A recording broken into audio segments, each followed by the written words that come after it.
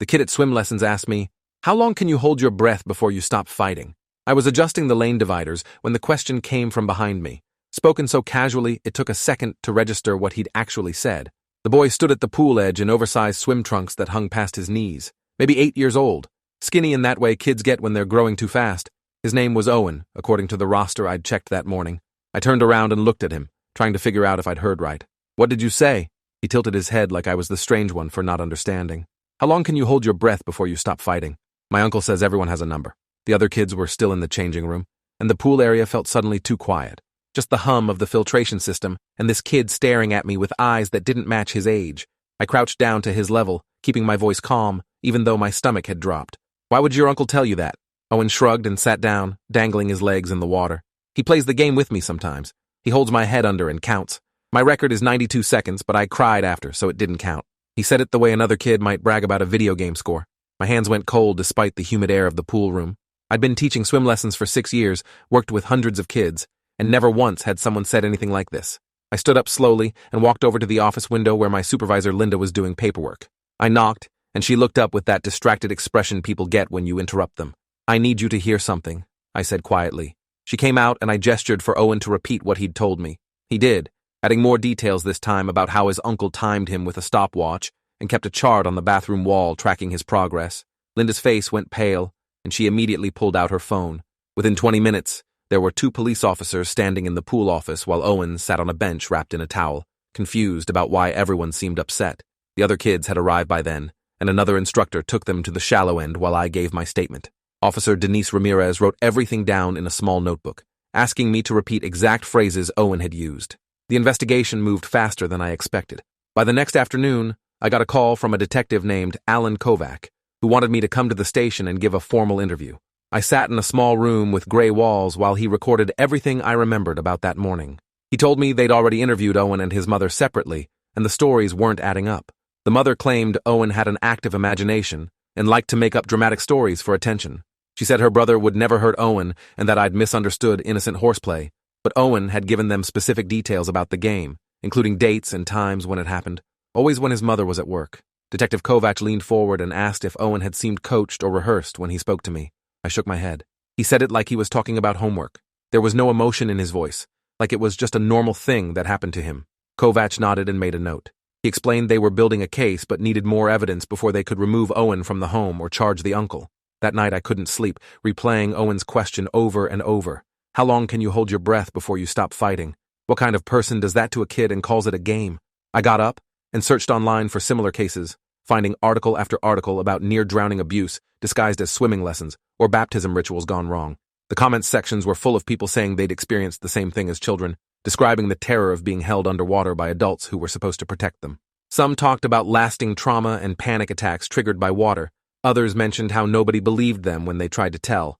I closed my laptop and sat in the dark, thinking about how Owen had looked at me with such trust when he asked that question, expecting me to understand. The next morning, Linda called me into her office before lessons started. She said Owen's mother had contacted the aquatic center demanding I be fired for making false accusations against her family. The mother claimed I'd traumatized her son by calling the police and insisted Owen would not be returning to swim lessons. Linda assured me the center was supporting my decision to report and that I'd done exactly what I was trained to do as a mandated reporter, but her face showed the stress of dealing with angry phone calls and potential lawsuits. She handed me a card for the center's legal counsel and suggested I might want to consult with them. I took the card and went to prepare for my morning class, but my hands were shaking as I set up the equipment. The kids arrived and I went through the motions of teaching flutter kicks and freestyle breathing techniques, but my mind was elsewhere.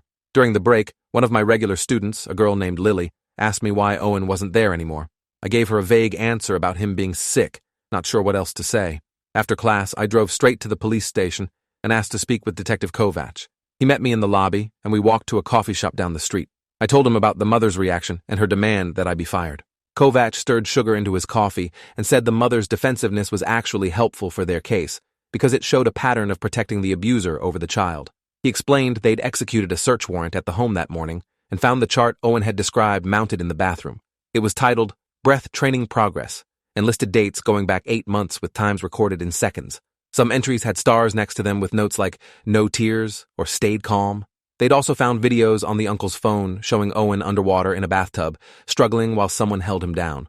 The uncle's face wasn't visible in the videos, but his voice could be heard counting and encouraging Owen to be strong and push through the panic. Kovac said they'd arrested the uncle that morning on charges of child abuse and endangerment. The mother was being investigated as an accomplice for allowing it to happen in her home. Child Protective Services had removed Owen and placed him with a foster family while the case proceeded. I felt relief mixed with guilt, wondering if I could have done something sooner if I'd paid more attention. Kovac must have seen it on my face, because he said most abuse happens in private, and there's no way I could have known before Owen told me. Over the next few weeks, I was interviewed 3 more times by different investigators and social workers, each wanting me to recount the exact conversation with Owen. I started writing everything down immediately after each interaction, so I wouldn't forget details. The mother hired an expensive defense attorney who sent me a letter threatening to sue for defamation and intentional infliction of emotional distress. The Aquatic Center's lawyer responded on my behalf, citing mandatory reporter protections. I kept teaching my classes, but felt hyper-aware of every interaction with the kids, watching for signs of abuse I might have missed before. I noticed things I'd previously overlooked, like how some kids flinched when I reached out to adjust their arm position, or how others were too eager to please in a way that seemed fearful rather than enthusiastic. One boy named Marcus had bruises on his arms that he said came from roughhousing with his older brothers. I documented it and reported it, even though it was probably innocent. I couldn't risk staying silent anymore. The preliminary hearing happened 2 months after Owen's disclosure. I was subpoenaed to testify about what he'd said to me and my observations of his demeanor. The courtroom was smaller than I expected, and the uncle sat at the defense table in a suit, looking nothing like the monster I'd imagined. He was average height, balding, with glasses, and the kind of face you'd forget immediately after meeting. His lawyer was a sharp-dressed woman who smiled at the judge and spoke in measured tones about misunderstandings and prosecution overreach. When I took the stand, she asked me about my training and experience with children. I explained my certifications and years of teaching. Then she asked if I had any formal education in child psychology or trauma recognition. I said no, just the mandatory reporter training required for my job. She suggested I might have misinterpreted innocent comments from an imaginative child who liked to test boundaries. I held firm on what Owen had actually said, word for word, and described his flat affect and the casual way he'd discussed being held underwater. The prosecutor, a woman named Diane Sutherland, focused on the physical evidence. She entered the bathroom chart and phone videos into the record, along with medical reports showing Owen had minor scarring in his lungs, consistent with repeated near-drowning incidents. An expert witness testified about the psychological impact of this type of abuse, explaining how children normalize trauma when it's inflicted by trusted adults. Owen testified via closed-circuit video from another room, describing the game in detail. He said his uncle told him it would make him tough and help him survive if he ever fell in water. His uncle promised him prizes if he could hold his breath longer each time, but Owen said the prizes never came, and eventually the game just became something that happened every few days. The judge ordered the uncle held without bail and scheduled the trial for 4 months later. Walking out of the courthouse, I saw Owen's mother in the parking lot, smoking a cigarette and crying while talking on her phone. She looked up and saw me, and her expression shifted from grief to pure hatred in an instant. The trial itself was brutal. The defense strategy focused on painting Owen as an unreliable witness who'd been coached by overzealous investigators and a fame-seeking swim instructor looking for attention. The uncle's lawyer presented character witnesses who described him as a devoted family member who often helped with childcare. They showed photos of him at Owen's birthday parties and school events, smiling with his arm around the boy. The lawyer argued the videos on his phone showed legitimate swimming lessons conducted in a bathtub because Owen was afraid of deep water. She claimed the bathroom chart was simply a parent tracking a child's progress, learning to swim, taken out of context by people determined to see abuse where none existed. Multiple neighbors testified they'd never heard screaming or seen anything suspicious. The uncle's co-workers said he was kind and reliable, always showing pictures of his nephew with obvious pride. For 3 days, I watched the defense systematically try to dismantle everything Owen had disclosed. Then Diane called me back to the stand for additional testimony. She asked me to describe Owen's exact demeanor and word choice again, then played a recording of the initial interview I'd given to Detective Kovac. My voice on the recording was shaky, but the words were clear. Diane asked if anything about Owen's disclosure had seemed rehearsed or fake. I said no, and explained that in my experience, kids who make things up tend to embellish and change details. Owen's story had remained consistent across multiple tellings, and the specific details like the 92-second record and the stars on the chart weren't things a child would invent. The defense attorney objected repeatedly, arguing I wasn't qualified to make such assessments. The judge allowed my testimony to stand as lay witness observations. Then, Diane called the medical expert again, who walked the jury through Owen's lung scarring and explained it could only have been caused by repeated water inhalation under circumstances where the child couldn't breathe normally. The expert said the scarring pattern was inconsistent with accidental submersion or normal swimming activities. It showed sustained periods underwater where the child had been unable to surface for air. The turning point came when Diane played the phone videos in open court.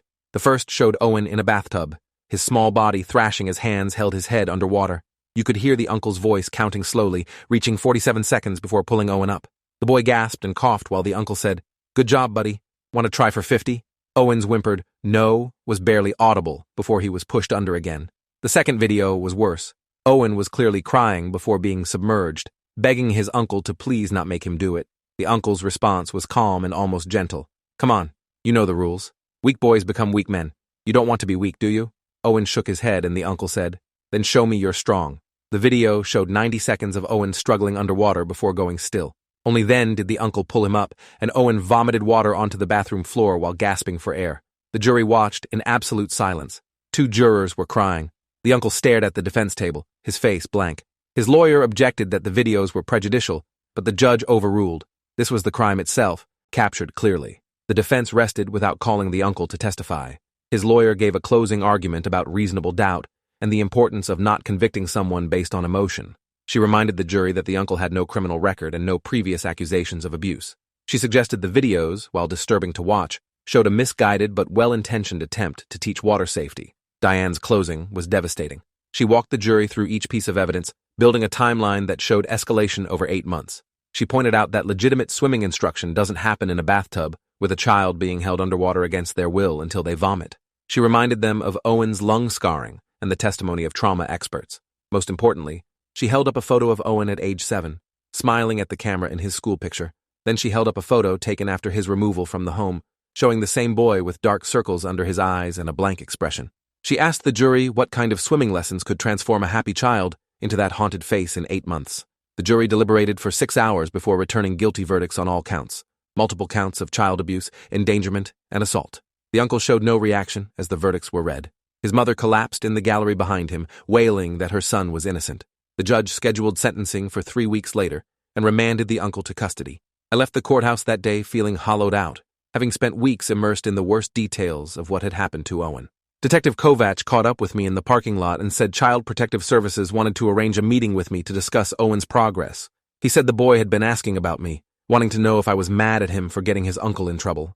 The guilt hit me hard, realizing Owen probably blamed himself for his uncle's arrest. I agreed to the meeting immediately, and 2 days later, I sat in a conference room with Owen's foster mother and his therapist, a woman named Dr. Rachel Zimmer, who specialized in childhood trauma. Dr. Zimmer explained Owen was making progress, but struggled with complex feelings about the abuse. He'd internalized his uncle's message that the game was meant to make him strong, so part of him still believed he'd failed by not being able to hold his breath longer. The therapist was working to help Owen understand that what happened wasn't training or a game, but deliberate harm. She said Owen mentioned me often and seemed to have connected my concern for him with the idea that maybe adults could be trustworthy. The foster mother, a kind woman named Patricia who'd raised 7 foster children over the years, said Owen had nightmares about drowning most nights. He refused to take baths and would only agree to quick showers with the door open. He hadn't been back in a pool since being removed from his mother's home. Patricia asked if I'd be willing to see Owen again, not as his instructor, but just to talk with him so he could see I wasn't angry. I agreed without hesitation, even though the center's lawyers had advised me to maintain distance while the case was ongoing. The meeting was arranged at Patricia's house on a weekend afternoon. I brought a small gift, a book about ocean animals I thought Owen might like. When I arrived, he was sitting on the couch in the living room, noticeably more filled out than when I'd last seen him. Patricia had clearly been feeding him well. Owen looked up when I walked in, and his whole face brightened. "You came," he said, like he doubted I actually would. I sat down next to him and explained I'd wanted to see him sooner, but the lawyers made me wait until the trial was over. Owen nodded seriously, a gesture too mature for his age. He asked if his uncle was in jail because of him. I chose my words carefully, aware that Dr. Zimmer had coached me on how to handle this conversation. I told Owen his uncle was in jail because of what his uncle did, not because Owen told the truth. I explained that telling the truth when someone hurts you is exactly what you're supposed to do, and that Owen had been braver than most adults by speaking up. Owen considered this quietly, then asked the question I'd been dreading. "Are you afraid of me?" The question caught me completely off guard. Why would I be afraid of you? He picked at the couch cushion, not meeting my eyes. My mom said people think I'm damaged now, that I'll probably hurt other kids someday because of what my uncle did to me. The casual cruelty of his mother's words hit me like a physical blow. What kind of parent says that to their traumatized child? I turned to face Owen fully and waited until he looked at me. "I'm not afraid of you at all. You're one of the bravest kids I've ever met." What happened to you wasn't your fault, and it doesn't make you damaged. It makes you a survivor." Owen's eyes filled with tears, but he didn't cry. Instead, he handed me something he'd been holding, a folded piece of paper. I opened it carefully and found a drawing of the pool where I taught lessons. In the picture, stick figures of kids were swimming and playing in the water. In the corner, Owen had drawn himself standing at the edge, not in the water. Above his head was a thought bubble that said, "Someday." I told him whenever he was ready to try swimming again, I'd be there to help him. No pressure, no timelines. Just when he felt safe enough to try. Patricia made us lunch and we spent the afternoon talking about normal things, school and books and his new foster siblings. Owen relaxed gradually, his shoulders loosening, and his voice getting louder as he told stories about his friend at school who collected rocks. It was the first time I'd seen him act like a regular kid, animated and silly, instead of that unsettling flatness he'd had at the pool. When it was time for me to leave, Owen hugged me quickly before running upstairs to his room. Patricia walked me to the door and said that was the most engaged Owen had been since arriving at her house. She thanked me for reporting what he'd disclosed, saying most people would have ignored it or convinced themselves they'd misheard. I drove home thinking about all the ways this could have gone differently, how easily Owen could have slipped through the cracks if he'd chosen a different person to tell, or if I'd dismissed his comment as a weird joke. The responsibility of being someone a child trusted with that kind of disclosure felt enormous and terrifying. The sentencing hearing brought a packed courtroom. Several advocacy groups had taken interest in the case, holding it up as an example of hidden abuse that happens behind closed doors. Owen's mother showed up wearing dark sunglasses and sitting in the back row, her face tight with anger. She'd lost custody permanently and was facing her own criminal charges for failure to protect, though she'd taken a plea deal that would keep her out of prison if she completed parenting classes and supervised visitation. The prosecutor called several people to give victim impact statements. Patricia spoke first, describing Owen's nightmares and panic attacks. Dr. Zimmer presented research on the long-term psychological effects of this type of abuse. Then I was called to speak. I stood at the podium looking at the uncle, who finally met my eyes with an expression of complete disdain. I talked about Owen's question that morning at the pool and how it had haunted me since. I described a bright, curious kid who'd been taught to measure his worth by his capacity to endure suffering in silence. I told the judge that Owen still struggled to believe adults could be safe, that simple activities like bath time triggered panic attacks, that he'd probably carry this trauma for the rest of his life. The uncle's lawyer presented character witnesses again, family members pleading for leniency. His sister, Owen's mother, stood up without permission and shouted that I'd destroyed their family with my lies. The judge gavelled her down and threatened to remove her from the courtroom.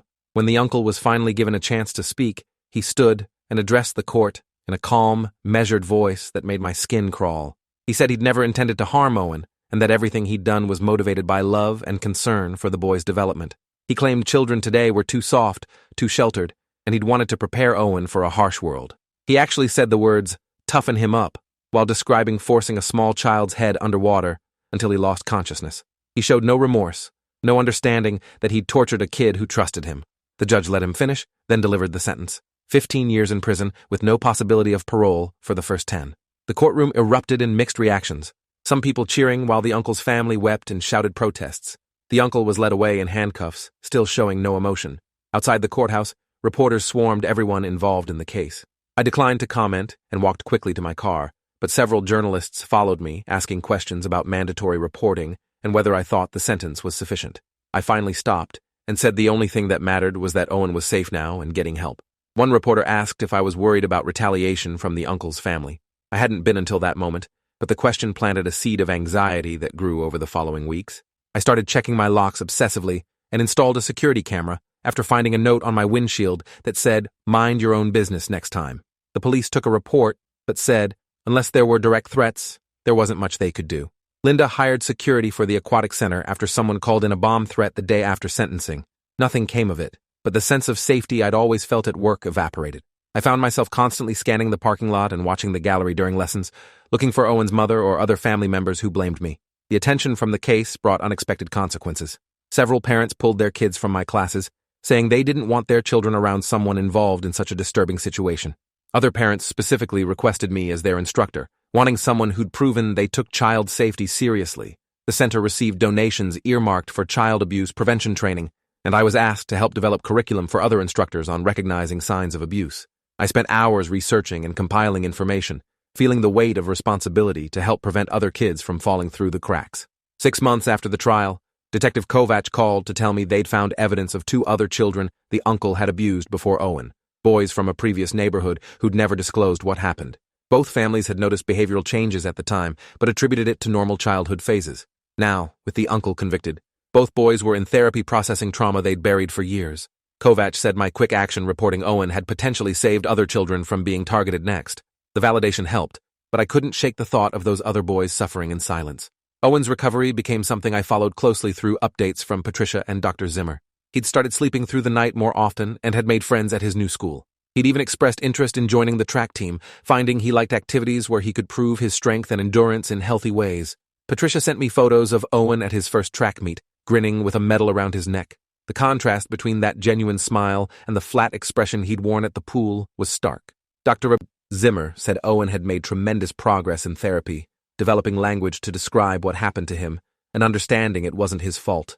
He still struggled with feelings of betrayal around his mother's failure to protect him, working through the complex reality that the person who should have kept him safe had instead enabled his abuse. The mother's supervised visitations had been suspended after she used the time to tell Owen the trial had been unfair and his uncle didn't deserve prison. Owen had returned to Patricia's house in tears, and the therapist recommended cutting contact until the mother completed significant therapy of her own. A year after Owen's initial disclosure, I was preparing for another season of swim lessons when Patricia called to ask if Owen could observe a class. He'd been talking about wanting to be near water again but wasn't ready to get in yet. I immediately said yes and arranged for him to sit in the office area where he could watch through the windows. Owen arrived with Patricia looking nervous but determined. He'd grown several inches, and his face had lost that haunted look, replaced with a more typical kid's expression of uncertainty mixed with curiosity. He watched the entire lesson from his safe space and afterward came down to the pool deck to talk.